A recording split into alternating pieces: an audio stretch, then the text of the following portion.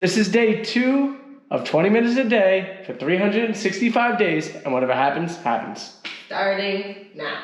Woo, baby. All right, so Everly right now is painting. She's making a beautiful piece of art there, a Peppa Pig. We went to the grocery store, and they had, she locked in on it. As soon as we walked in, she was like, I'm taking this home. It was €5. It's like a little magazine with these 2 figurines and some paint pots. She loves to paint, so we're ignoring our lunch to paint. And it is lunchtime, but I am on duty to get the fire going. So I just ran outside and grabbed a bunch of wood, chopped it up a bit so I can make some smaller pieces. This fireplace has been honestly great. We had it on all last night. We allowed it to go off on its own, but it was so good, so efficient that it still has some coals in the back corner there. My job is basically to get that set up. Going back to yesterday, we were talking a little bit about doing charity, some of the revenue going to charity, as well as whatever you guys donate, 100% of it is going to go to a charity. We haven't yet picked the charity of choice. Once we see all the comments, we will start to figure out what charity we're going to do. But for right now, I'm just going to get this fire started. Where are we, Frank? Right now, we are in Portugal. We are at a house stay. It's, let me put you guys down. We're doing this through a company called Trusted House Sitters. And it's pretty neat because it allows us to travel in Portugal pretty much for free. So we can make this lifestyle where we want to travel actually not that expensive. But the goal with the channel is to get it monetized, and that's what we're working on right now. Getting this channel monetized so that way we could go ahead and enjoy different experiences and adventures. We do have another channel called F&A Van Life where Alex and I are, doing 7 years. We've done 7 years of traveling and life on the road. And it's just pretty much a documentary of our lives and a little bit of how-to tips.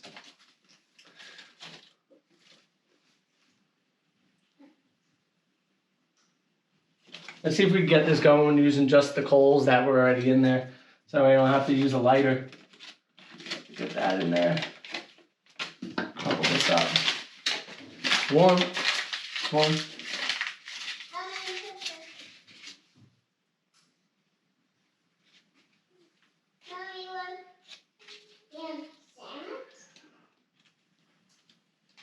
Why don't you put yours because you're not eating it fast enough? Mom, eat yours.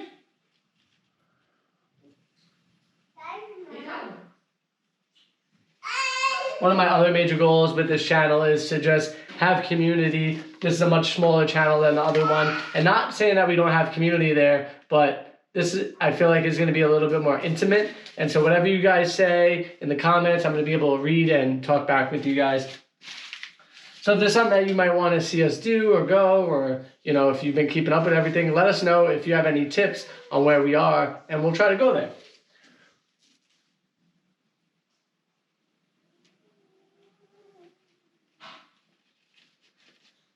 I also want to know, what is your goal in life? For us, it's to travel and to see different places because we think that travel is absolutely the best education possible for grown-ups, for children, for everybody. It really gives you a sense of what the world is really like.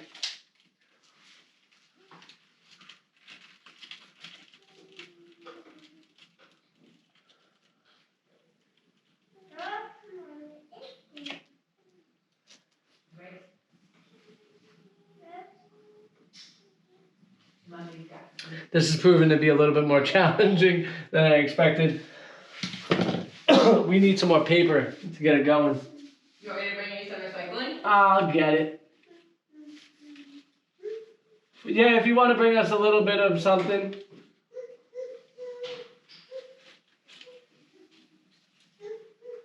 I just need something to burst into flames.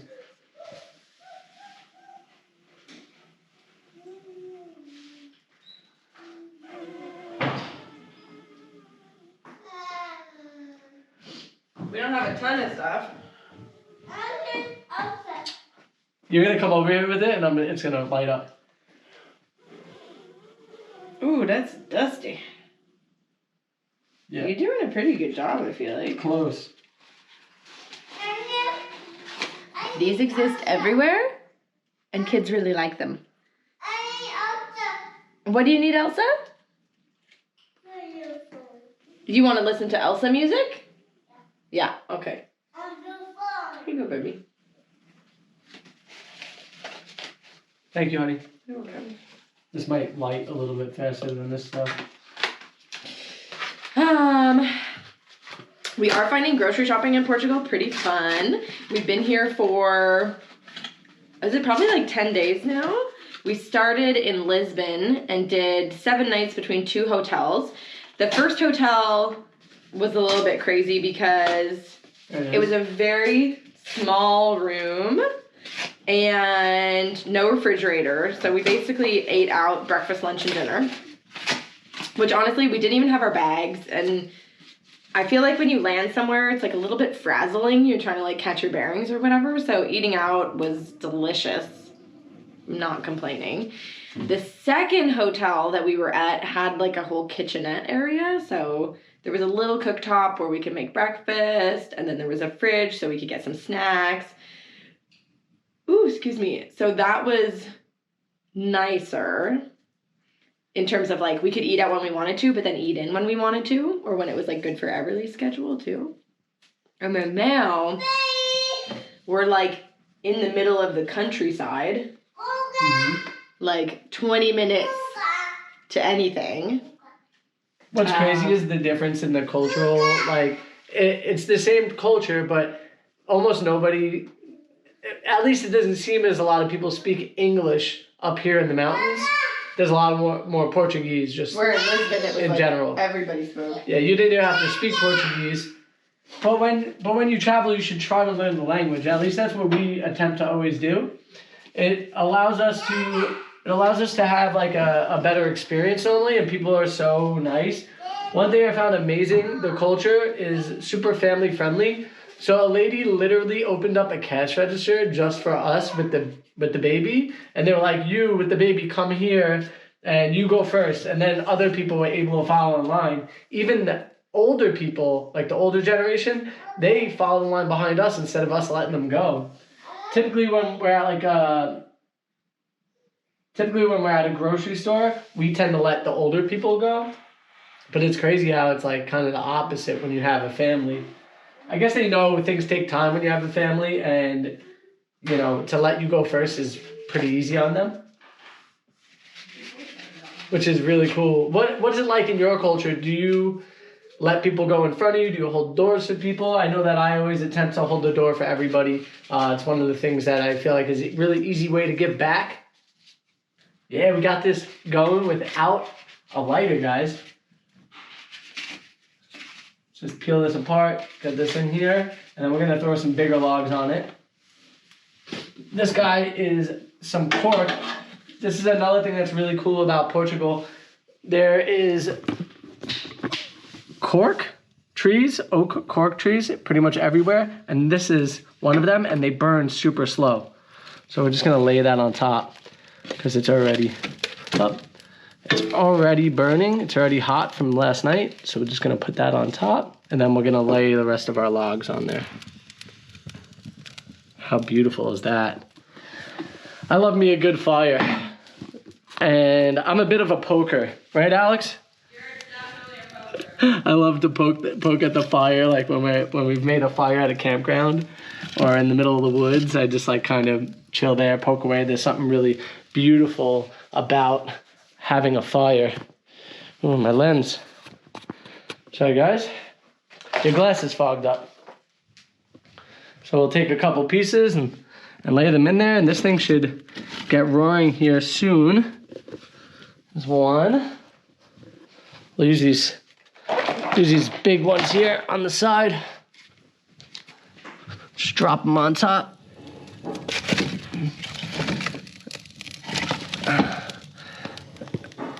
Back at home, I get pretty particular with like how I build the fire. If you want a really hot fire, you could use like the stacking technique where you do like 3 this way, 3 this way, 3 this way.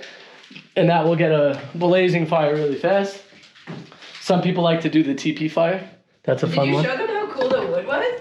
The wood is beautiful. Yeah, I showed them the cork wood. Yeah, with it almost looks like a bug is eating through it. That's like termite, right? Oh, is it? I think that's like it.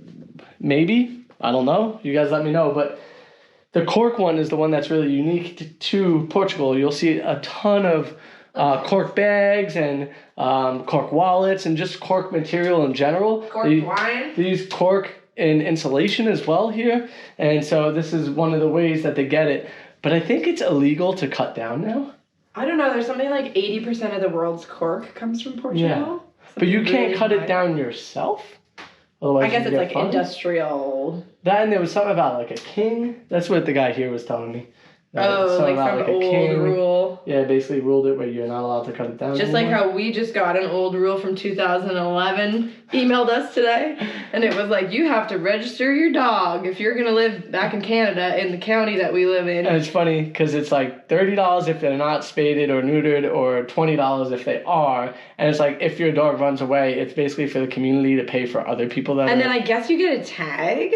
Well, it's like they're an irresponsible dog owner, the other ones. Potentially. What I looked up is that basically it's like paying for animal control services that help the whole community. So like good dog owners are paying for everybody's dog. Which, I mean, if you're very community based, it's fair. But if you're like, I take care of my dog, I do, you know, you don't want to waste the $20 to $30 on that. Whatever. We could call it waste, or we could call it helping the community. Yeah, I was just like 20, like what?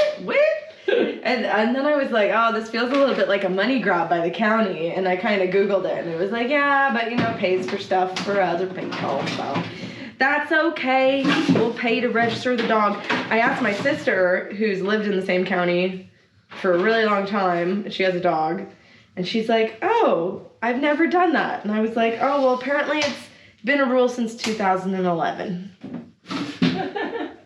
So maybe we should register the dogs this year.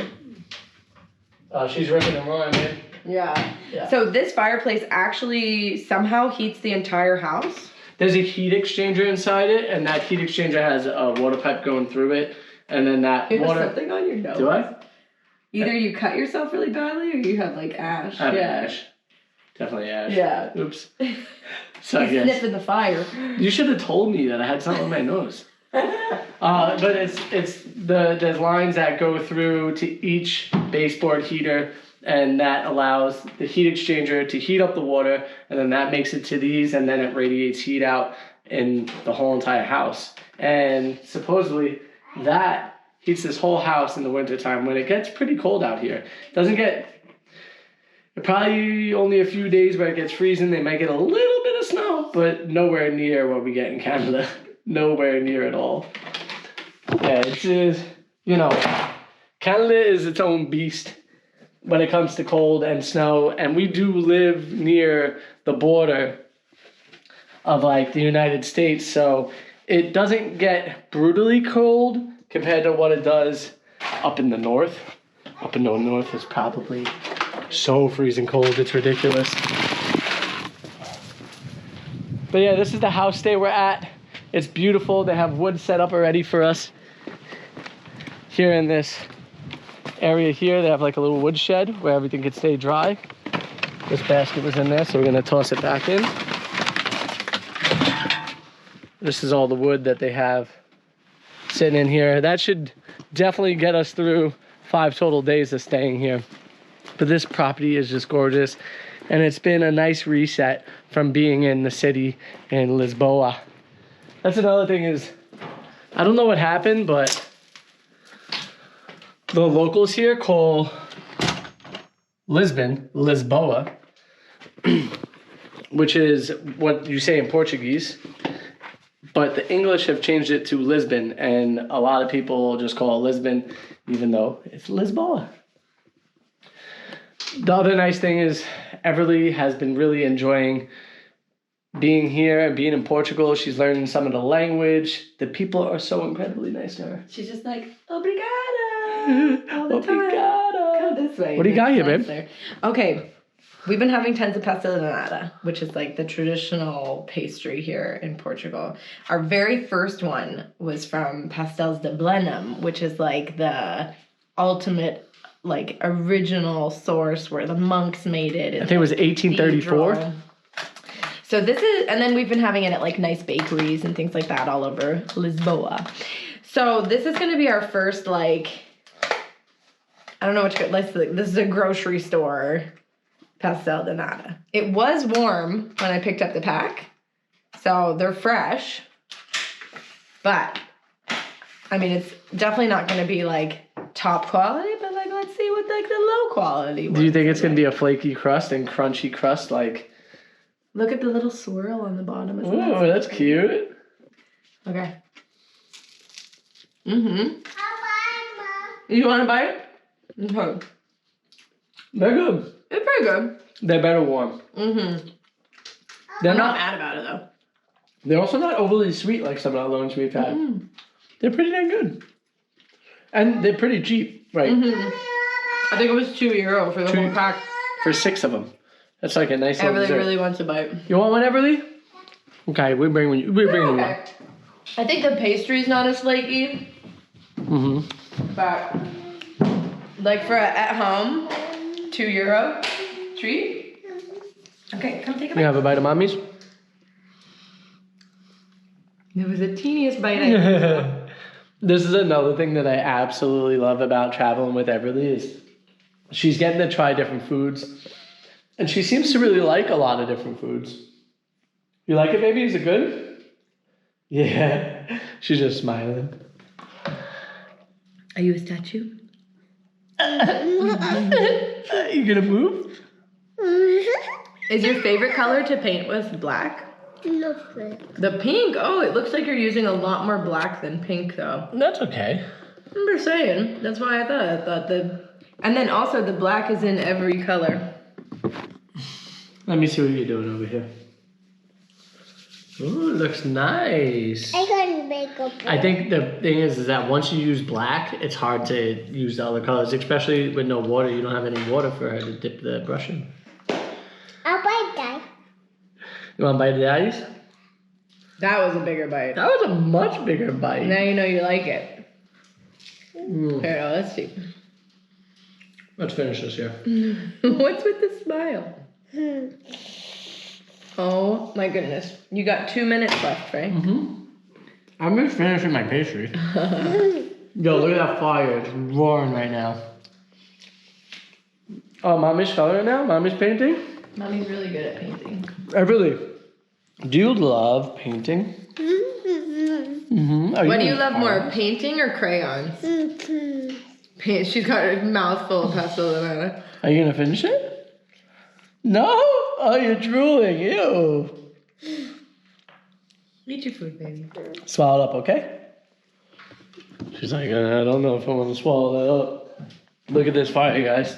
We created a beautiful fire. The house is gonna get so nice and toasty warm now. She spat it out, right? Did she? She didn't want to spit it out on camera, I guess.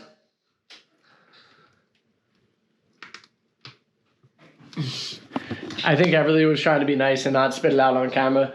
It's funny because I feel like at times she really, really likes them, but then at other times she doesn't. You know, the whole texture thing. Sometimes the texture is great and sometimes the texture is not. I know I went through that as a kid, that I did not like certain textures for a while. And then all of a sudden, out of nowhere, you just start really enjoying different flavors. And I think she'll get there one day. Every once in a while she'll go, I like spicy. I like spicy. And she likes to put pepper and stuff on her food. Hey, Everly, you had a new style dippy egg today. Can you tell me about that? So the frying pans here are stainless steel, which is great, but I find stainless steel really hard to like make a fried egg on. Yeah, me too. So if you have tips for that, let me know. But we hyped up soft boiled eggs this morning because she really likes a fried egg and like that's like her go-to breakfast. So we got really excited about soft boiled eggs. Perfectly cooked. I googled it on the internet, like the timing and all that, and like technique. to like get it right, you gotta boil the water first and then time it and whatever. And then there's a difference if the eggs are cold or warm. So here in the UK, here, I gotta get you a napkin. The eggs are not refrigerated. So, and then we're also getting eggs from the chickens. And that's 20 minutes, guys. So we'll pick you up tomorrow. Thanks for hanging out with us.